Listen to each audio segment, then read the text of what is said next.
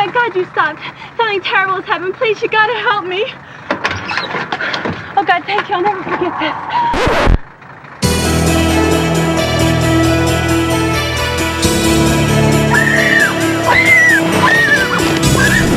Welcome back to Gen X Horror. We talk about all things 70s and 80s horror and nostalgia. While everyone else is watching Top Gun and The Breakfast Club in 1986, we were the kids who convinced our cool older brother or sister to rent us something with a bloody knife on the cover, at least. Today's video is ripped straight from the comments. And man, if you're ever looking for something new, dig into those comments because they are loaded with gold. I went through the comments of about 3 videos and picked at random 10 banger titles. Some that I've seen, many that I had to get to work on. From Tubi to YouTube and Shudder to my handy Fire Stick, these titles were hiding everywhere.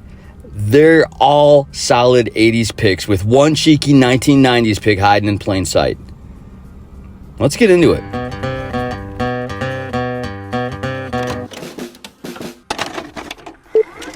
It came from hell, bearing a curse as eternal as the devil himself, bringing with it a siege of madness, terror, and murder. Its horrible power can turn an innocent man into a tool of death and destruction. Beware. Beware the slash of Satan's blade. First off, that trailer is the most dramatic intro ever. Remember frantically adjusting the tracking on your VCR because the picture was all wavy and you knew something amazing was about to happen? Satan's Blade from 1984 is the exact energy captured on magnetic tape. This snowbound slasher follows 2 groups of friends who rent cabins in a remote mountain resort, only to discover there's someone with a cursed knife murdering folks in negligees left and right. Because Satan needed a side gig in winter tourism, and nothing says romantic getaway like a demonic blade with a body count. Shot on a tiny budget in Big Bear, California, across 33 days with only 1 day off. Director L. Scott Castillo Jr. basically made this film for about $75,000 and a prayer, giving us those wonderfully authentic 80s vibes where the death scenes take center stage and are wildly overdone and drawn out. At most points, you could still see them breathing, and eventually, they must have decided still images would solve that issue altogether because they switched to just zooming in on a still image of a body. L. Scott Castillo Jr. was forced to add 2 additional murders and another topless scene in order to get this film picked up for release. While released in 1984, the bulk of the scenes were actually shot years earlier in 1980. The supernatural twist ending comes completely out of left field, like the filmmakers suddenly remembered they needed to justify that title. It's a confusing storyline, but it's filled with hotties and murder, so feel free not to dig in too deep. L. Scott Castillo Jr., long-ass name, doubled for another actor for the scene in which the killer cuts a woman's shirt off with a knife, and the actress only trusted him to do this without hurting her, and I'm not sure what made her come to that conclusion. All those stories about murders and ghosts. It's haunted, they say. Look, your mom probably told you not to play around old houses, and 1984 Superstition is here to validate every single one of her paranoid warnings with extreme prejudice. IMDb will tell you it's about a witch put to death in 1692, and she swears vengeance on her persecutors and returns to the present day to punish their descendants, and that is just the start. When a family moves into a house built near the site where a witch was drowned in 1692, as an aside, she's still pretty pissed about that, people start dying in beautifully gruesome ways, like a circular saw, a possessed microwave, and death by elevator that'll make you get your steps in taking the stairs for at least a week. This one's got serious Evil Dead energy, but with a possessed house instead of possessed people. It was directed by James W. Roberson, who must have watched every Italian horror movie he can get his hands on and said, yes, all of the gore, please. Shot for around $1 million, which is relatively big budget for this list, it delivers really creative kills that punch above its weight class in my eyes, making it a legit missed flick that somehow got buried despite being distributed by Almy Pictures years later. In all likelihood, momentum was killed as the film was listed on Greater Manchester Police's list of films subject to seizure during the UK video nasty scare of the 1980s, and it was later released fully and uncut in 1986. The witch's revenge plot hits different when you realize the body count includes a priest, a reverend, and basically anyone who thought blessing the property would solve a 300-year-old curse. Not this old bag.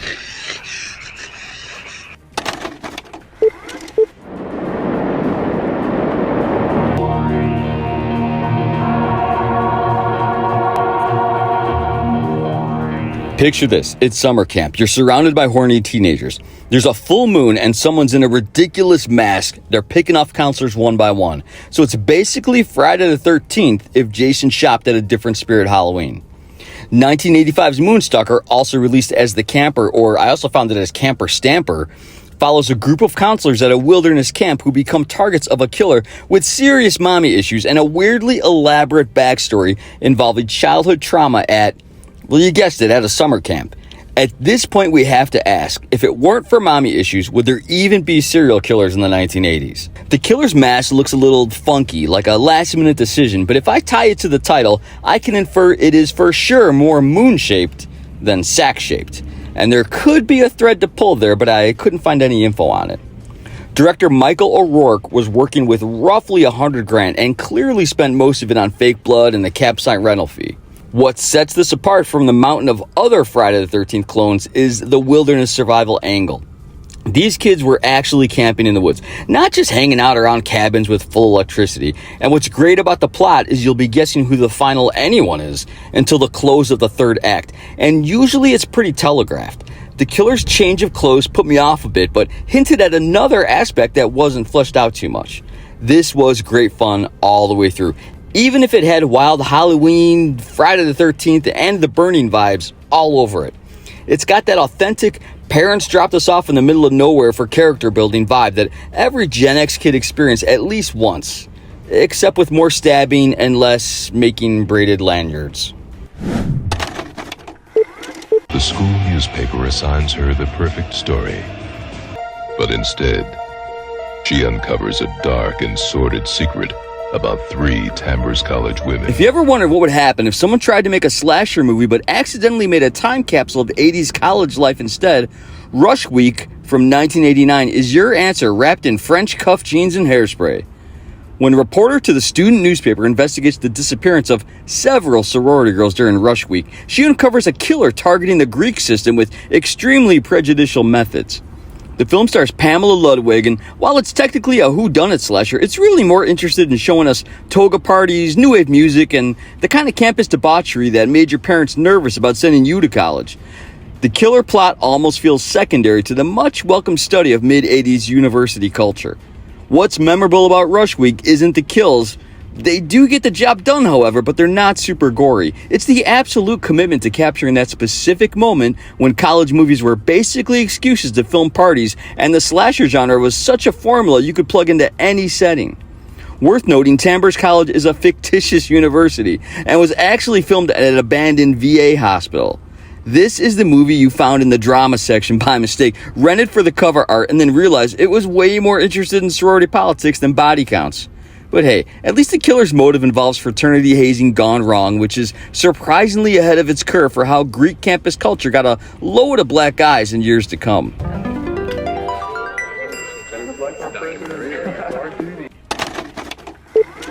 Gang, now we're going to talk about 1985's The Ripper.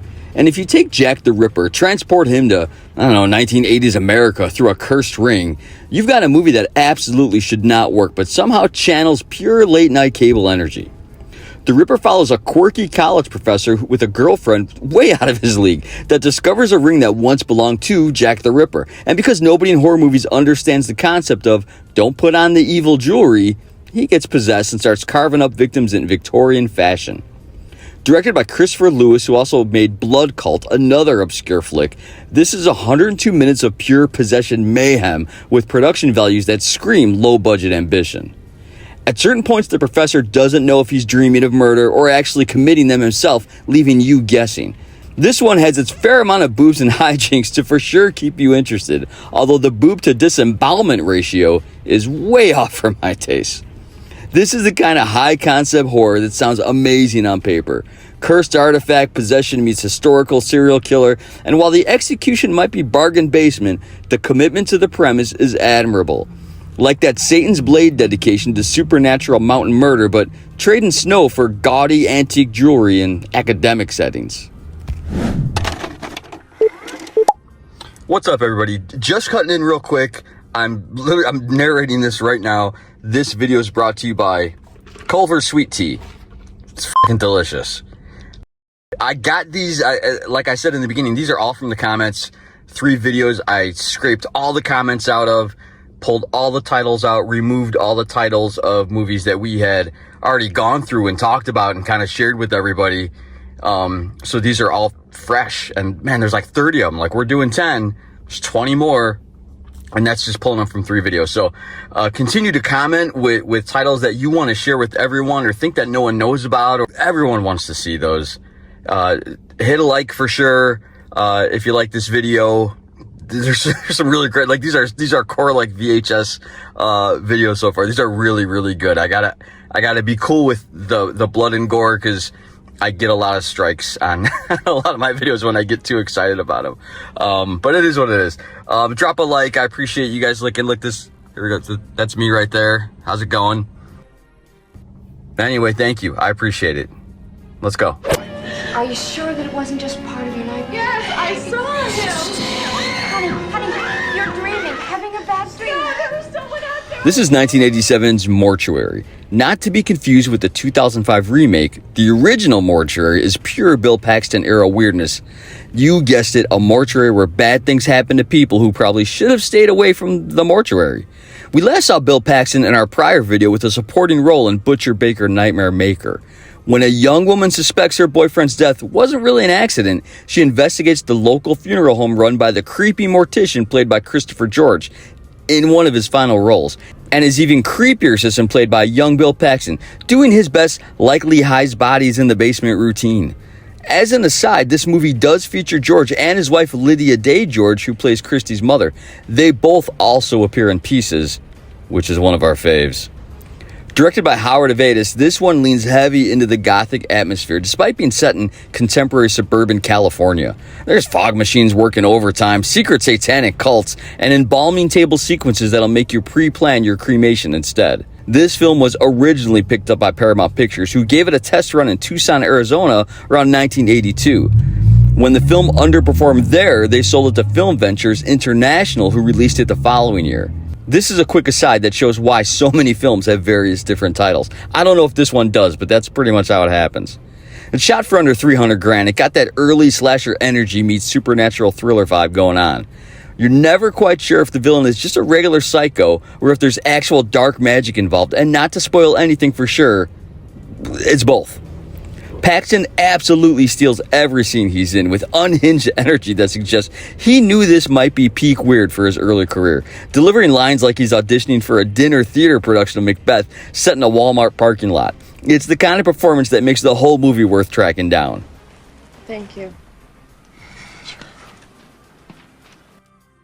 Are you jealous? Of him? If you're looking for a restful vacation, an escape plan, a quiet time,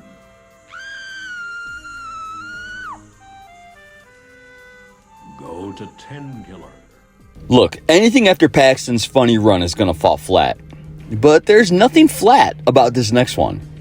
Imagine someone made a slasher movie but forgot to include, actual scares for the first hour or so, and instead filled it with a wildly long backstory of relationship issues, and you've got Terror at Tenkiller, 1987.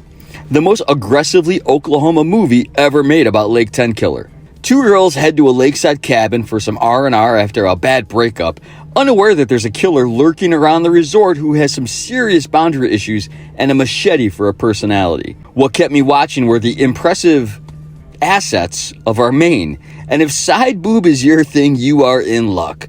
And honestly, as horrible as it sounds, that would have been really great to lean into, just like when Satan's Blade was asked to, quote-unquote, add more topless women to get picked up. Director Ken Meyer, who did not channel his inner Russ Meyer, shot this thing entirely on location at the actual Lake Tenkiller for roughly $80,000. And while it's definitely light on terror for a movie with terror in the title, it absolutely nails that chill summer vacation vibe. You'll watch more scenes of girls sunbathing and going to restaurants than actual stalking, which is either terrible pacing or hell, brilliant atmospheric world building, depending on how charitable you're feeling. The killer, when he actually shows up consistently, is giving strong, bitter ex-boyfriend who never moved on kind of energy. What makes this one an atmospheric 80s snapshot is how much it feels like someone's actual summer vacation footage that accidentally had a slasher plot inserted into the third act. It's basically a travelogue for Oklahoma tourism with occasional murder. And honestly, after all those hyperkinetic slashers, the slow burn is almost refreshing, like when you needed a palate cleanser between Moonstalker and whatever nightmare you rented next. Man, our next two entries in a row are some of the most obscure titles I've come across. Prepare to trash your palate all over again. Hi. Hey babe, you and me got some serious problems. We gotta work a few things out, you know what I mean? Well, this isn't a very good time or place, Josh. Fine. I can wait.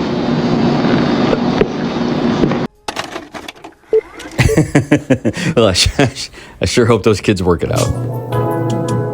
What are you looking at? The most fascinating girl I've ever met. But she's got a boy. You know, some movies are ahead of their time and some are behind the times. And 1986's Night Ripper exists in a parallel dimension where slasher logic enters the fashion industry in the seediest way possible. And this one is straightforward in its brutality. A maniac is stalking and killing models, period. There's no supernatural possession. There's no elaborate backstory. There's no cringy breakup. Just pure predatory slasher energy aimed at the modeling world. This one's directed by Jeff Hathcock, who I'm finding is amazing, and running about 89 minutes. This was shot on an impossibly low budget with production values that give it that raw, unpolished shot-on-video aesthetic we've been celebrating throughout this list. The acting is wild, and the lingering scenes are exactly what you'd expect. The fashion world setting gives us different scenery than the usual summer camps or suburban houses. We're getting murdered models, sleazy industry types, and the kind of exploitative environment that made the modeling world ripe for horror movie treatment. What's compelling is how stripped down it is compared to other entries. There's no gimmick here, just a straightforward killer targets models. This is deep cut VHS in its purest form. Barely released, impossible to find in most video stores, running on vibes and ambition more than actual resources, but representing that late 80s shot-on-video horror movement that gave us dozens of these regional, ultra-low-budget slashers that only die-hard renters ever even discovered. I found a few copies on eBay, and one listing from June went for $129. If you're holding on to this one, that's your baseline. Dream about me. Hey, it was a pleasure sitting on your face. We do feel that there is enough meat in this subject to create a very powerful documentary. Picture Death Wish meets slasher film in the seediest parts of LA, and you're getting close to 1988's Streets of Death. A movie that can't quite decide if it's an urban revenge thriller or straight horror. When a Vietnam vet starts vigilante killing pimps, drug dealers, and criminals on the mean streets, a cop has to figure out if they're dealing with a serial killer or just someone doing urban renewal the hard way. Also directed by Jeff Hathcock, same guy from Night Ripper. He was busy in the late 80s. This one trades the fashion world for grimy street-level violence, shot guerrilla style around Los Angeles with a budget that might have covered a hotel room for the weekend during the production, at best. The synth score is absolutely working overtime, trying to create tension, and at points I'm not sure if we should be rooting for the killer or not. It's very much a product of that late 80s tough-on-crime mentality mixed with slasher conventions. This VHS gold 100% captures the sleaze and decay of a pre-gentrification kind of LA, like a low-rent taxi cab confession booth rolling through neighborhoods that looked very different before the 90s real estate boom. It's meaner and grittier than your typical slasher. It's less interested in teenagers making bad choices and more focused on urban decay and vigilante justice. It's basically Taxi Driver meets a Sony camcorder. This one is a little easier to come by at about like $20 to $30 on eBay. It's still pretty rare. Keeps up like this, we'll have to find another line of work. Okay, Susie, Mark, Amy, let's go in the other room. Quick, let's go, we're wasting time. Artie says it's important. Artie wants us to tour there. She looks like an idiot. We're going to close out the 80s, that entire decade, with 1990's Dead Girls. And you can catch this one in its entirety on YouTube. It delivers exactly what late 80s, early 90s slasher fans craved. A girls rock band heading to a remote cabin for some R&R, only to find themselves stalked by a killer who's got serious issues with their music lyrics and career. Or maybe just cabins. This Canadian production, directed by Dennis Devine, takes the classic young people in an isolated location formula and adds the band angle, giving us a setup that's a real whodunit slasher with a twist ending. Throughout the killings, one unique twist is the killer using weapons from the band's songs. The drowning scene featured water that was so cold, the first quote-unquote victim literally turned blue and refused to reshoot. In the end, 3 different girls were used for that sequence to keep any one girl from going into shock, and really they could have just shortened that scene way up. The cabin setting brings us full circle from where we started with Satan's Blade. Remote locations where cell phones don't exist and help is miles away remain the slasher genre's bread and butter.